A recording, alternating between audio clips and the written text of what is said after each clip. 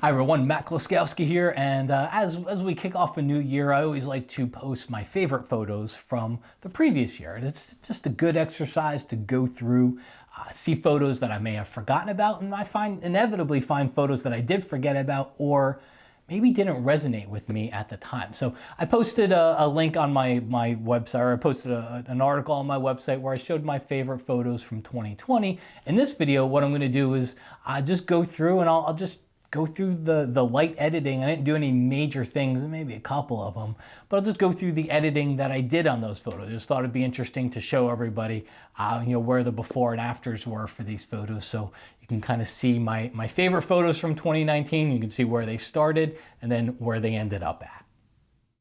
All right, we're here inside of Lightroom to do our editing. You could just as easily do this in any program you want. Most raw editors out there have settings that are very similar to what I'm using here, okay? And most of it's done inside of Lightroom. There are some times where I jump to Photoshop. In fact, it's mostly for distraction removal, but I just want to let you know, because this is a long video. You could see here, I'm editing a lot of photos. There are times where it will get repetitive.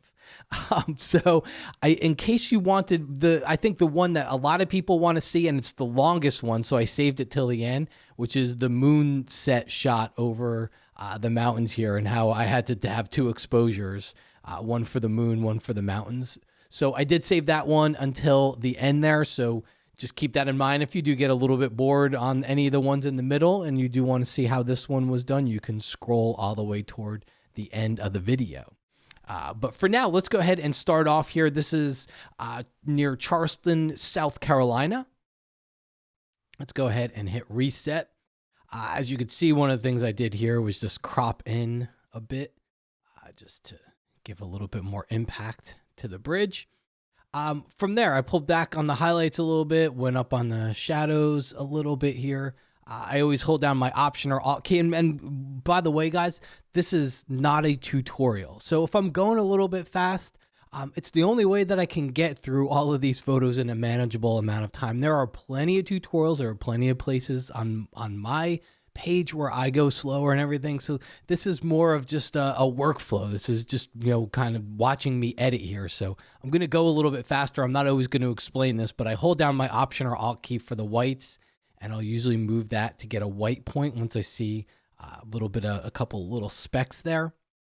So Option or Alt key, and then just move the whites to the right, and then Option or Alt key, and I move the blacks to the left. We're pretty close there already. From here, a lot of this photo was really about coloring, so I went a little bit more blue and a little bit more magenta. And then I also took my graduated filter, and what I did is I brought the highlights down, and I just brought that down over the bridge there. So I brought the highlights down, and that's going to darken everything. And then what I did from there is I went to range mask, I went to color, and then I took the little eyedropper here and I just circled or lassoed the sky. So basically I'm saying, hey, only affect the sky, only affect this color, because to me, this was too bright. All right, this was what was too bright. I didn't really want to make the bridge darker. So if I undo Command or Control Z, you can see it actually works. So if I just, again, lasso the sky here, you'll see now it's hiding it from the bridge and it's only keeping it in the sky. I could always press the letter O for overlay, and I can get a good view of that. And you can see it's taken it all off of the bridge there. You don't see any red overlay on the bridge. You only see it over the sky. And then I can go and I can play with the sky a little bit more. I can make it a little bit more blue, which is what I wanted to do. Hit close. And then from there, I think I added a little bit more magenta overall. Maybe boost the shadows, boost those whites. Option or Alt click, boost those whites. I'm okay if the lights go white. That's lights are white, so it's quite okay there. And that might be a little bit too blue, a little bit too magenta. So backslash key, that's before and that's after. Next up, we have a shot from the Magnolia plantation in South Carolina. Let's go ahead and hit reset here. So you can see here, I just did a little bit of rotating, a little bit of cropping just to get rid of some of these bright spots in the sky up there. So I just cropped in on that just a hair. cropped in a little bit there. Something around there. From here, I went in, opened up some shadows just because some of those shadow areas are darker. There's a lot of contrast in this image, so I needed to open up some of those shadows. Pull back on the highlights just because there's a lot of white spots back there. Whites and blacks won't do a ton to this. Again, the old Option Alt-Click trick on both of them. And both of these should have a white and a black point, which is why I do that. Some photos don't, so be careful with it. But both of these should have that. I think a little bit more on the exposure side of things. I went over here to temperature. I warmed it up a bit. Went down here to saturation, added a little bit more on the saturation side of things, a little bit on the texture side of things. Sharpening, it's already a sharp photo, so there's not too much I have to do, but I did go in here and just kind of boost the sharpening 30% or so. And then finally, I just finished it off with a little bit of a vignette.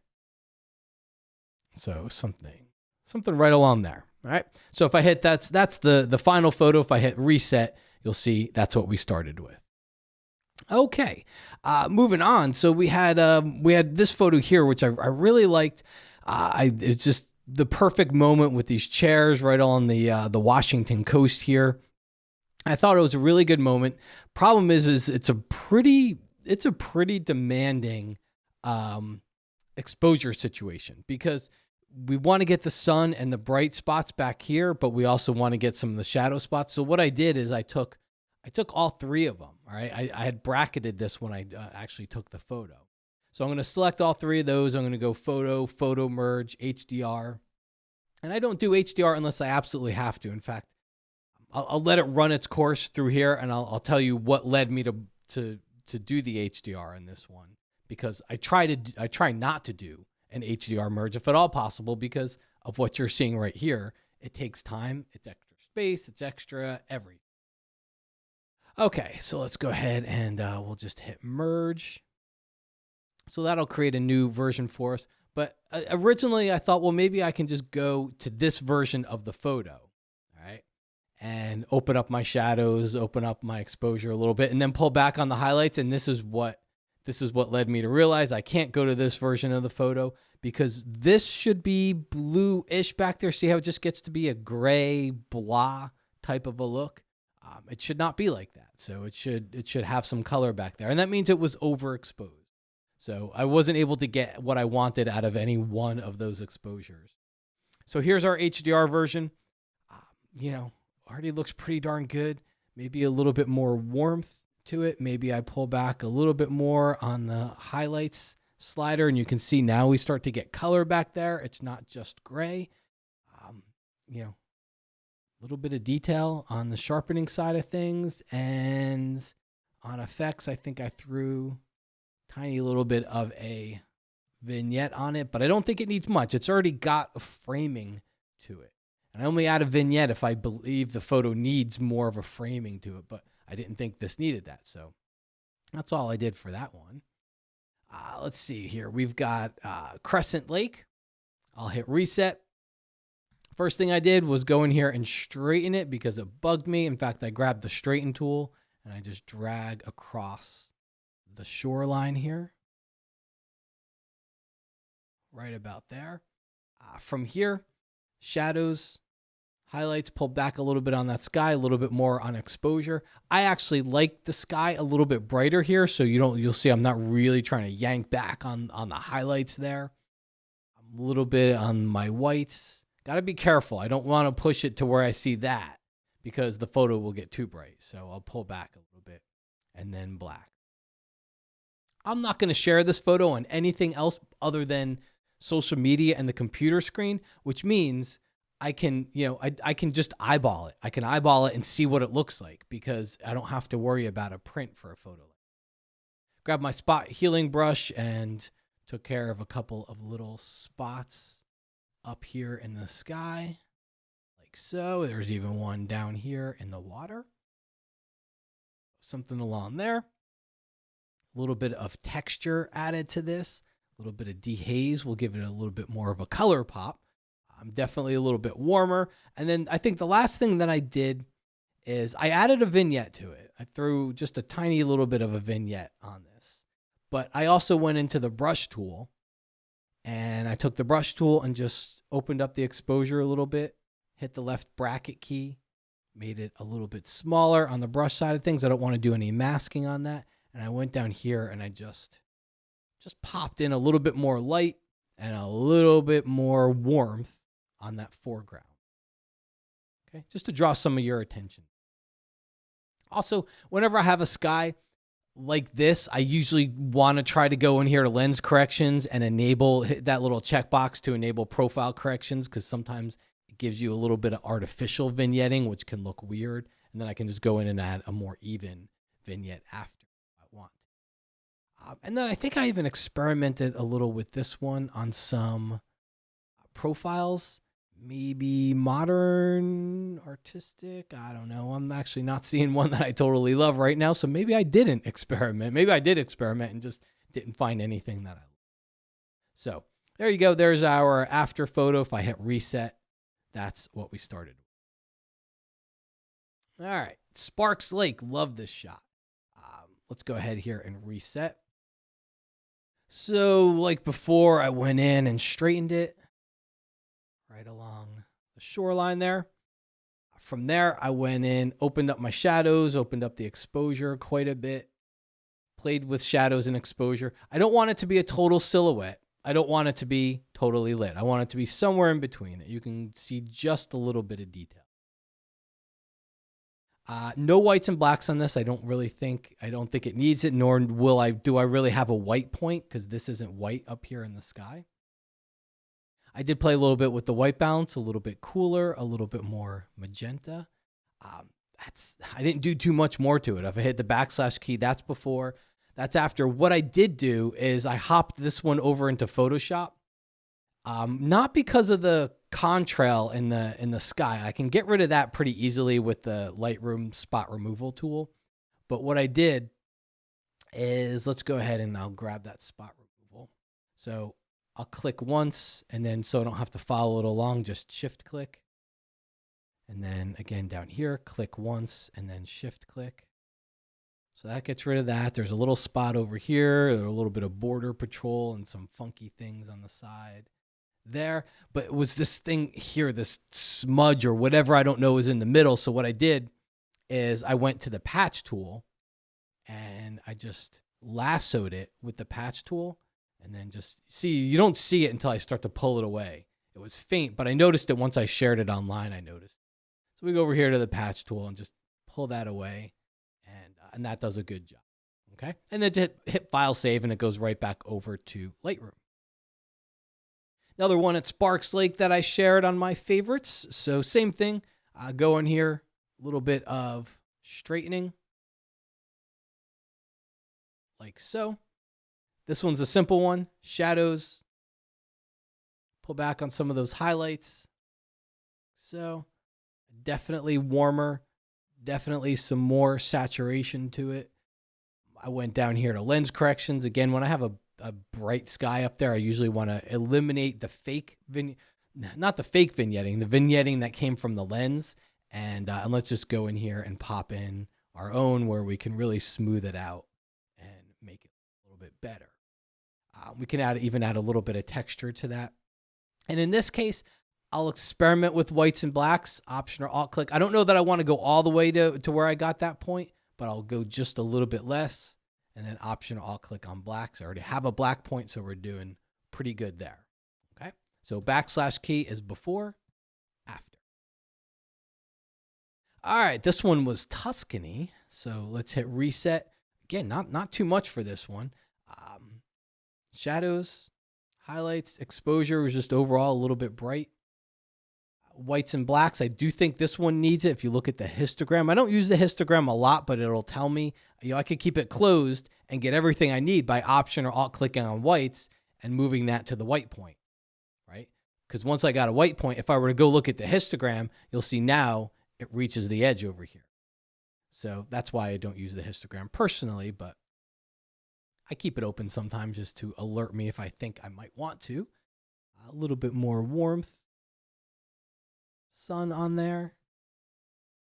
Throw a little bit of a vignette again, just to draw your attention away from the edges in toward, funnel your attention into the photo. That, we could go either way on cropping this little structure down here at the bottom and some of these little trees and everything. They don't bother me too much. It's my photo, so I wasn't really strict on cropping it. But hey, if you wanted to, you could always see. And it's tough. We really just have to crop from the bottom because I like the top. I like the layers that we get on the top here. That's another version of the photo. Either one works for me, but again, your mileage may vary, and when it's your photo, it can. All right, we got another one here, another one from Tuscany. I'll hit reset. So first off, I went in and just did a pretty much closer crop. So I think I hit auto on this one, and I was about done. Auto has gotten really good. It's gotten really good, at least to be a good starting place. I rotated that around a little bit and just went in here and did a little bit of spot removal up there on the sky. Some texture here. There's so much texture back there, so you'll see that texture slider will just almost make it look like it's sharpening. By the way, there is a video that I have that's texture versus clarity versus sharpening and all that stuff, so I'll try to post a link to that here. But again, / key is before and after. Next up, this was another Tuscany photo. This was from the grouping of Tuscany photos on my favorites of 2019. I took my spot removal brush and just swiped across to get rid of that. From here, went in, pulled back on the highlights to get more blue in the sky. Open up the shadows. Whites, we're going to get a white point pretty quick. Blacks, we're going to get a black point pretty quick, so we're close. I might even pull back on that white point. Again, a little bit of texture, a little bit of saturation, a little bit warmer. This one, I did use a profile. So I went up here to the profile section, and I bounce between the artistic one and the modern one. I think I went with artistic 2 on this one, and then I just pulled the opacity or the amount of artistic 2 down a bit. I just gave it a little bit of a matte type of a look, but also a warm, just kind of a warmish look to it that I like. So again, / key is just hit reset, and you can see before and then after. This was actually a really simple one. If I reset it here, so you could say I can open up my shadows, pull back on the highlights a little bit here. I decided I didn't need all that foreground, so I chose to crop this to more of a panoramic looking shot. Rotate it around just a hair. Open up that exposure. Hair, a little bit warmer. Some texture added to it. And then I did pull a gradient down over the sky. Not necessarily to darken it too much. It wasn't always just to darken it. Maybe pull back a little bit on those highlights. I don't want my sky to look like that. I want my sky to be bright. I like the bright spots in it. But what I also did is I went down here to the color section, and I clicked on that color swatch, and I just pushed it a little bit more toward an orangey color. Because I just thought the combination of orange and that green in there just did a lot for the photo. So I just wanted to boost a little bit more color up there in that sky. San Gimignano. Let's hit reset. San Gimignano, or as Tamara Lackey called it. I co-taught a workshop with Tamara there. And my wife had a hard time pronouncing San Gimignano, so it became San James Franco. So I went in and I cropped quite a bit. Went in, opened up my exposure. Nothing to really pull back on the highlights. I did make it a little bit more blue. Added some texture. Boosted the whites a bit, and I just did that visually. You can hold down Option or Alt, but you're going to have a hard time because there's already some whites there. So I just did that visually. And then what I did, because I love the play of blue and yellow and orange together, is I went to my radial filter and I added some warmth to it. And then I just kind of lassoed the radial filter right here where the warm lights were. All right. So it just gives you a stronger a stronger connection and contrast between the blue and the yellow in the photo. All right. Backslash key, that's before and that's after. Again, Tuscany, again, these were super, super simple. Just did a little cropping and rotating. And then from there, you'll notice most of it was just, not even that many shadows, not even really highlights, more of just make it brighter. Option or Alt click for my whites. And then Option or Alt click for my blacks. Maybe not so bright. I did go down here to my radial filter, or not my radial, but my graduated filter, and I did pull back on the sky just a hair. Added a little bit more blue to it while we're there, even a little bit of dehaze. I don't want to crank it up. I don't need it. I like the haze. The haze to me says layers, and layers are what's interesting in photos of Tuscany for me. That's what I take from it. So that's about it. I did take my brush also and added a little bit of warmth to it. And what I did is you could see a little more sun. You could see some shade here, some shade all around here. You see a little bit more sun right in the middle there. So what I did is just accentuated it. I just went in there with my brush. And in fact, as I do it with the brush, I personally don't care for the brush for it. So maybe I did the radial filter and then it's too much. So just pull it back. But I just went in and I saw where the sun was and I just wanted it accentuated. I wanted you to see that light being shine and see the exposure even looks bad. It was just a little bit of warmth that I think helps right up there. And a little bit of dehaze on this one too. Just gives it a little bit more contrast. So that's before, that's after.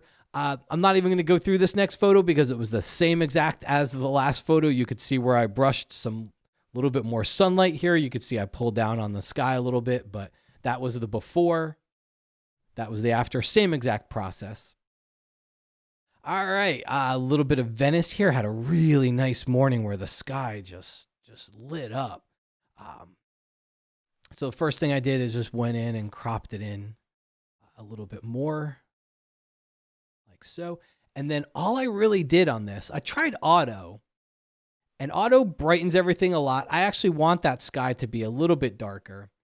And then the only other thing I really did here, guys, was I went into my brush. And to me, the buildings are just too dark, so I added some exposure. I turned on auto mask. And then I just went through here and just took the time. And I'm not going to painstakingly go through the whole photo, but you can get an idea of what I did. When I brush like this, I first go through an outline because auto mask is a little bit finicky. You got to be careful with it, and it's a little bit slower. So I outline things. All right, and I'll just do it very quickly here. Outline the bottom. And then once I do that, then I turn auto mask off, and then I go through and I paint the middle. Like so. I said I wasn't going to do it all, and what do? I end up going through and doing it all. So I did that. I added a little bit of warmth because adding exposure always makes it look blue and flat, and then I added some texture to it. I don't want to add texture to the sky, which is why it was nice that we already had a brush set for that foreground. So I added some texture. You can play with the white balance. I think I made it a little bit more red, a little bit warmer. And of course, what would be complete without the vignette? Okay, so if I hit reset, you can see that was the before and close to the after. This was a fun one, more Venice stuff here. So let's hit reset. This one was really about opening up shadows, a little bit brighter on the exposure overall, pulling back a little bit on my highlights. I don't want to pull back. I don't want this to become, I don't need to see all that up there. But I don't want it to look white at the same time. Option or Alt click on my whites. Option or Alt click on my blacks. Does a good job there. A little bit of texture because there's so much texture to all of this. And then from here, what I did is I kept it a little bit darker, a little bit warmer. And then I took my brush and then I just used the brush to just go through with a really big soft edge brush. And I used the brush to just go through and paint some light onto some key spots. You can see the light kind of coming in from the side there. So I painted some light on there and then tie it all in with a vignette, again, just to focus our attention, funnel our attention away from the edges, which are nice but not perfect.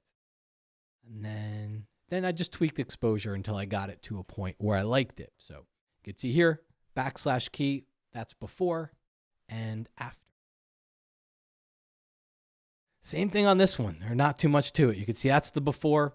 I did do a little bit of transform on this. Here, let's make it a little bit brighter first.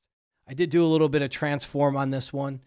I went to my upright guide, my guided upright, and I dragged a line down on that wall.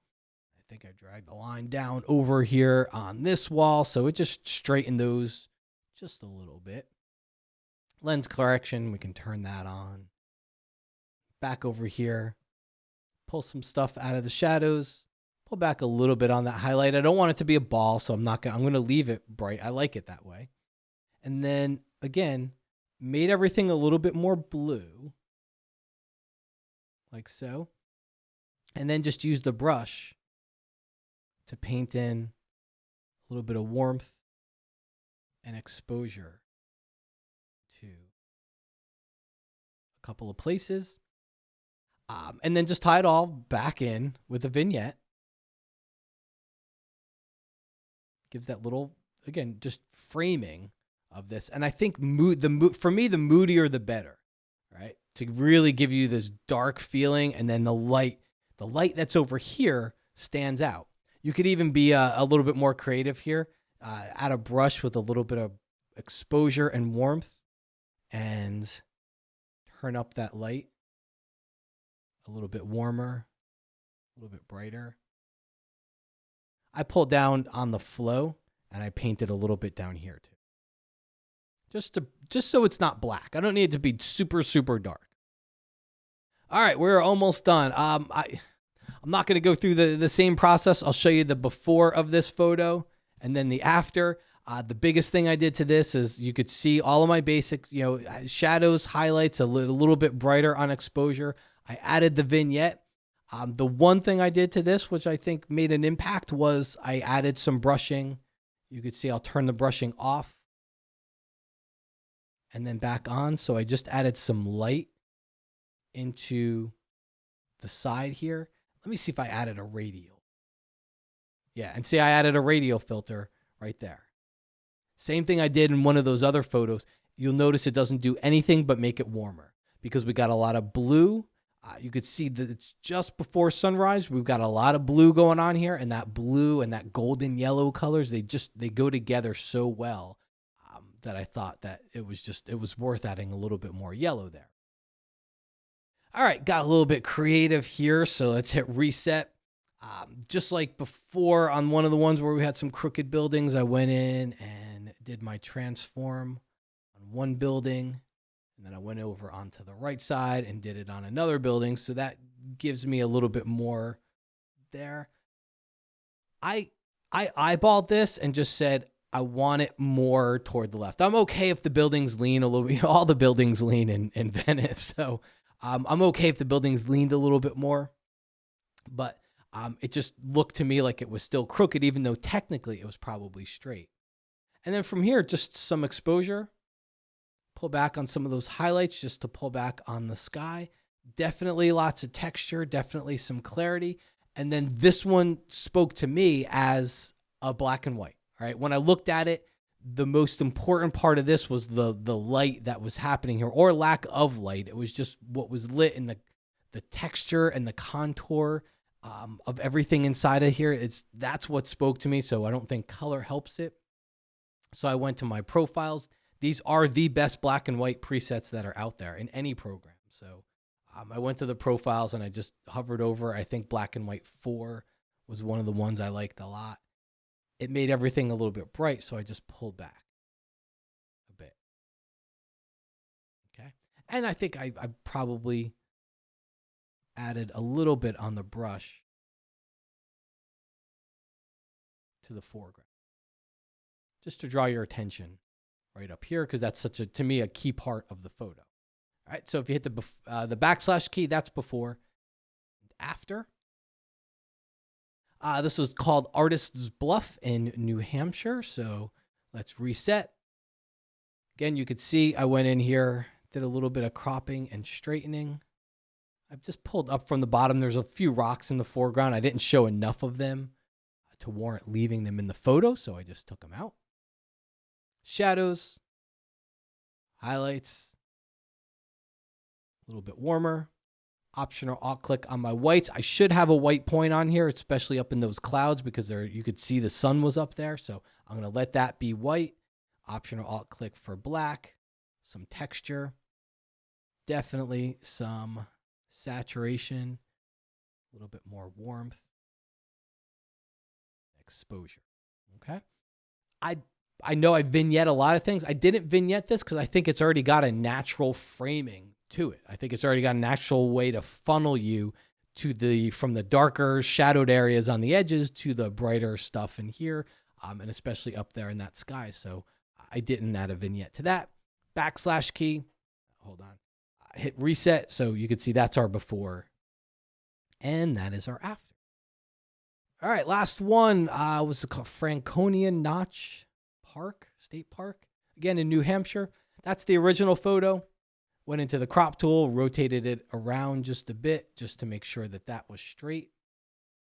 Made sure I cropped the little bright spots out of the sky there. And then I remember on this one, I hit auto because I thought it did a great job. Maybe pull back a little bit. What I like about it is it made it too bright.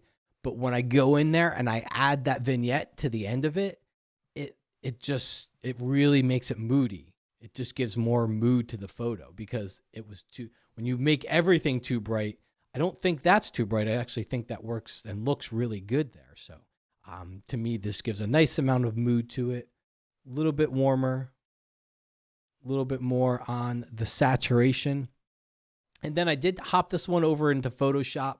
And the only thing I did in Photoshop is I used the clone stamp tool to get rid of the people on the bridge. I'm not totally opposed to having people in my landscape. Well, if you read the post about my favorite photos, I actually talk about why I generally don't have people in the landscape. So I won't spoil it here. Make sure you go check the description and look in the link to read up on that. But to me, these people definitely don't add to the photo. So I added a layer, S for the clone stamp tool, Command or Control plus to zoom in. And what I did is hit the left bracket key to grab a brush. What I did here is I sampled from the corner of this, and then I went over here and I got rid of that person. So, all right. And then I just did the same thing for everybody else on the brush. You just have to find a spot that's similar, right? Again, I'll usually sample from a corner because that lets me give a good base to start with and then brush them away. I just did that for all the other people on the bridge there. But as far as the overall exposure and impact of the photo, hit reset. You could see here, that's before and that was after. Last one, I saved the hardest one for last, and that was my moon photo here. So this one was my favorite photo of 2019. It was a little bit more challenging to shoot and edit. So as you can see, it's pretty much impossible. Here's the original photo. It's pretty much impossible to get a well-exposed foreground with a well-exposed moon, right? Because to me, the moon, that's about what the moon looked like, maybe a little bit like right there. But look at everything else, right? I'd have to crank this up, and you really risk introducing a lot of noise. I'm not sure how well you can see that in the video, but as good as my Sony is with noise in the shadows, I will shoot things dark a lot and not worry about it. This is too dark. It can't start as black. Okay. So what I did is I grabbed that photo, Command or Control click, and I grabbed that. So they're both selected. And then I went Photo, Edit in, and I opened these as layers in Photoshop. Okay. The only key to this, and I should say it first, is develop this photo pretty close to where you want it. right? So I actually would probably, boost the whites a little bit, pull back on the blacks, shadows, a little bit more magenta, a little bit less blue, texture, right? And we can add some of that to the final photo once it's done, but I'd get the photo to where you want it. I know these little spots are going to bug the crap out of me, so I'll just remove them now. So that gets it basically where you want it. Then you go and you select both of your photos. Photo, come down here to edit in, open as layers into Photoshop.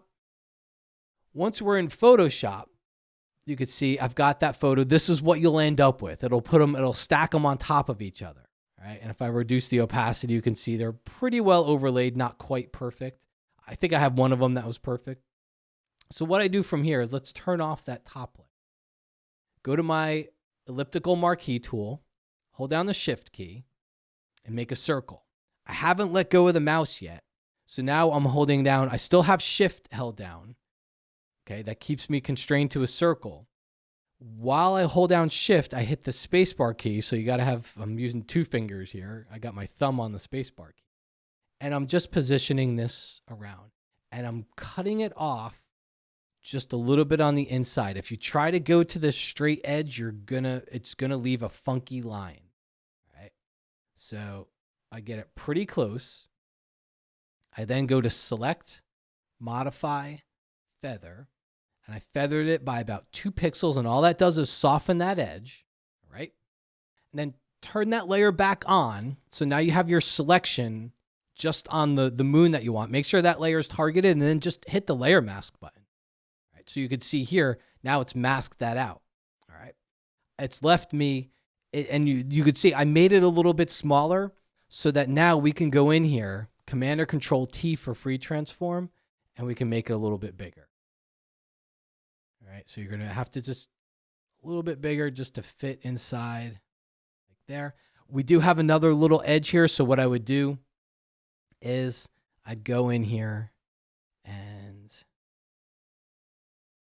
actually just easiest thing to do, honestly, is just go back to your mask, fill it with black and start all over again because I obviously included a little bit too much of that top. So something right along those lines. Again, you saw the funky line that I was talking about. So you have to make it a little bit smaller. The moon, there we go. Now go in and all we have to do is fill that part with white on the mask over here. Then Command or Control T and make it a little bit bigger. Okay. So is it bigger than the moon that was below it? Barely. I mean, just a hair, but you have to, for a couple of reasons. The line that was on there and also a little bit of that glow, that overexposed glow that we had in the original photo. So it's not terribly bigger. If I take the opacity down, you can see it's just the slightest hair bigger. And then to really add some impact to this, you got to crop it. All right. These moon shots, that's where they really shine, is when you crop in something those lines. Okay. So as you could see, it is a composite, but it's not a fake moon. It's not the moon is exactly the same. The moon was there and the moon is the same size as what was there. It's just to account for limitations in the camera, you have to composite the layers because you can't get a well-exposed photo of the two of these things at the same time. So guys, I hope you will swing by the website, check out my favorite photos of 2019, and if you posted any of yours anywhere, anything, please leave a comment or a link, and it'd be fun to go and take a look through them.